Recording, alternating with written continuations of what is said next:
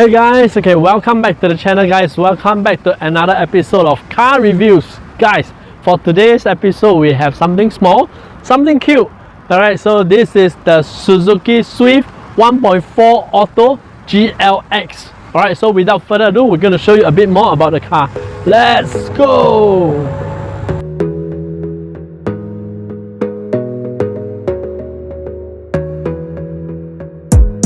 Gotta focus on yourself, on your faith, on your dreams, on your mind, on your health, yeah. You gotta work, never tell, keep your head down, find what you love and excel, yeah. Push and pull and repel any... Alright, so for those of you who are not familiar with Suzuki Swift, this car has been around since 2004. There are 3 generations of this car. The first one is from 2004 to 2010. The second one is this one, which is the AZG model. Right, so this one, right, this model is from 2010 to 2017. Yep, and the latest one is 2017 onwards. And a lot of enthusiasts out there, they are saying this one is the better one. Right, so why is it so? So we're going to jump in and show you a bit more about this car. Yep, and this one is the 1.4 Auto. FYI, 1.4 Auto is all made in Japan, the engine. Yep. Because 1.2 is made in India, if I'm not wrong. So if you guys are particular about that, you know, why not go for the 1.4?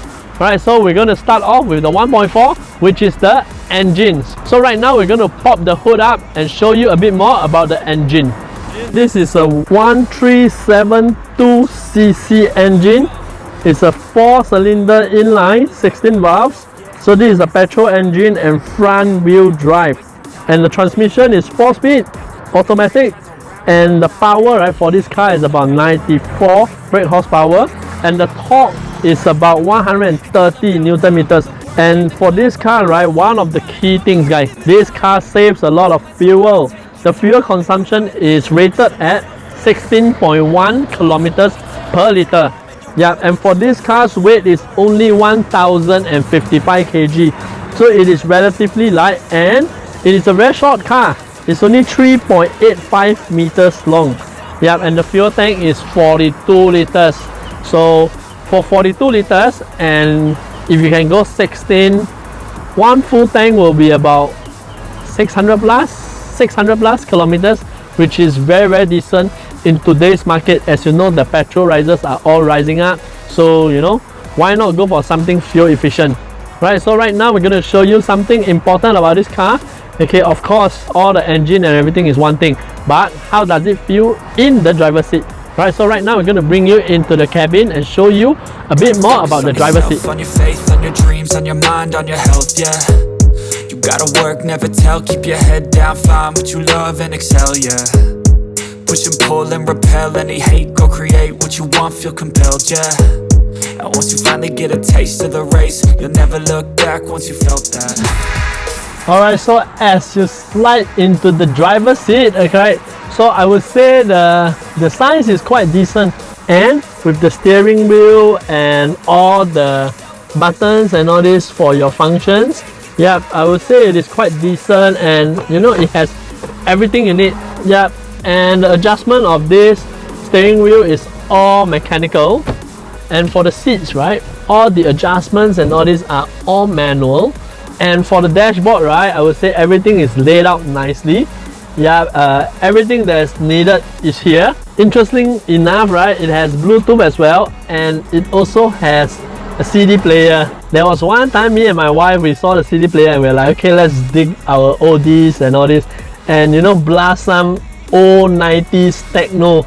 Yeah, I mean, it can be quite an experience if you guys like this type of things. Yeah, and I would say overall the whole interior, right, okay, I would say is very functional. Whatever you need is all here. Yep, you are not shortchanged of anything, and the glove box is, I would say, quite decent size as well. And for the speakers, right, you have speakers, and you have even tweeters, smaller speakers over here at the A pillar as well, which is quite interesting. So without further ado, we're going to show you a bit more about the back seats and show you how spacious it is. Just focus on yourself first. Don't let somebody take your time and your worth. Just focus on yourself first. Don't let somebody take your time and your worth. Just focus on yourself first. Alright, so coming into the back seats, okay, it is not that big to be honest, okay, but the thing is it is enough. Why do I say that? Okay, because I have enough headroom. There's still a good, I think, a 5 centimeters, about 2 inches. Yep, and knee room is also decent. No, this seat is slightly backward because I was shooting the interior of the front. Yep, so I pull back the seat a bit. So I would say there's a good, maybe 3 inches of knee room. Alright, so I'm not a very tall guy. I'm 1.65 meters tall, which is 5 feet 4. I would say someone 1.7 meters wouldn't have issues here, right? If you are sitting 3 abreast, maybe it can be a bit squeezy, but if you like all the family, friends, having good time and all this, squeezing behind, this might be the right car for you. Yeah, and I would say over here in the rear seats, okay, you can actually have a very good view, okay, of the whole car. And for the size of the car, right, the exterior size of the car, I wouldn't expect the interior to be this big. Yep, I mean, it is very comfortable, the seats are good. Yep, and they're foldable as well. So right now we're going to show you a bit more about the boot and show you the space when it is folded down. Alright, so right now we're going to show you a bit more about the boot. I would say this boot is not the biggest boot, but the thing is, there's a trick, guys. There's a small flap over here, which is the 4th floor.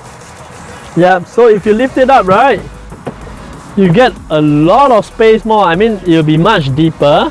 Yeah, so for those of you who love, going to shop and everything, right, it is quite nice for you to, hide some stuff below. Yeah, like let's say if it's your wedding anniversary or anything, you can hide, a bouquet of flowers over here. Your wife wouldn't know. Yeah, and the good thing about this seats is, alright, it is foldable, so you can actually fold them when you are back here. Yeah, just lift this up, push it down. That easy. It actually increases the size a lot, and for all these trays, right, do not worry. Usually they are removable, so you will have a decent size and depth. Yeah, if you are carrying bigger items, yeah, shouldn't be a problem.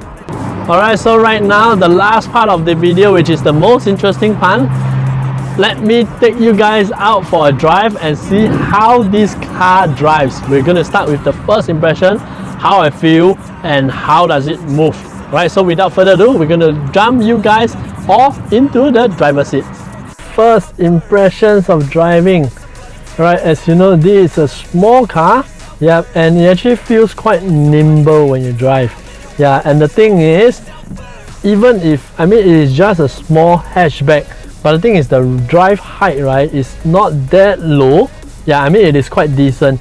You don't feel that small in a sense whereby you're just too low and small and narrow and all this, because the interior space and all this, right, actually makes up for it. Yeah, and I would say it is quite comfortable in a way. Yeah, and all the material and everything, right, I would say it is quite decent for the price you pay. Of course you cannot be demanding, you see, you cannot say like, it's not in leather and everything, because for all these reasonably priced cars, right, all these very small compact hatchbacks, yeah, I would say it is quite decent. And coming from someone who has 2 hatchbacks before, yep, so I would say it is quite comfortable. Yep, so a bit of history, okay, since we're going for a drive.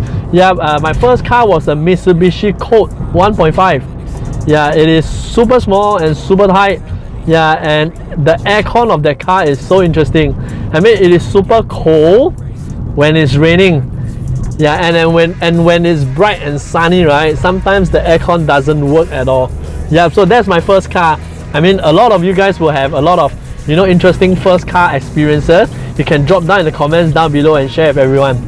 Yeah, and my second car is a Nissan Lazio 1.5 as well. So I know how it feels like, okay, in a hatchback. And I would say, given the size of this, right, it is actually smaller if I'm not wrong. Yeah, it is quite small. Yeah, but it doesn't feel that small. Yeah, so from a standstill, right, I didn't floor it, don't get me wrong. Yeah, I just lightly step on it.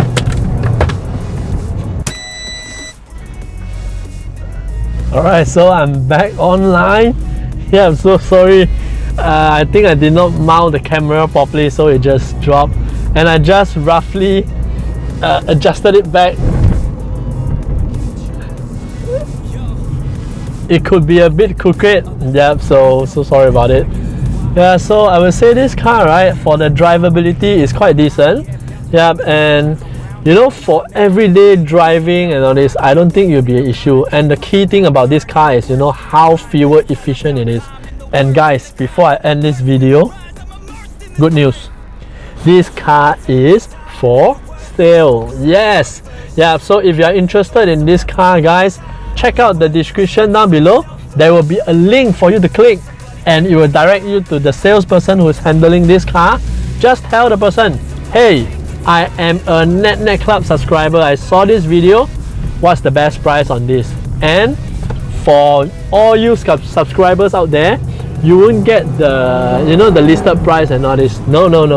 You will get a better price. Of course, I treat all my subscribers so well. You will get a better price, and with the COE prices nowadays, right? I mean, be smart, save some money, and you know, the money saved, right? You can mod and modify and zeng your car, you know, in whatever, you know, spoilers and everything. Yep, so I hope you guys get what I mean. Alright, so guys, I hope you guys have enjoyed this one. If you like this, please smash the like button. Please subscribe. This car won't be there for long. You'll be gone soon. Yep, so fastest fingers win. Alright, so guys, stay safe, stay healthy. Happy driving, guys. Bye bye.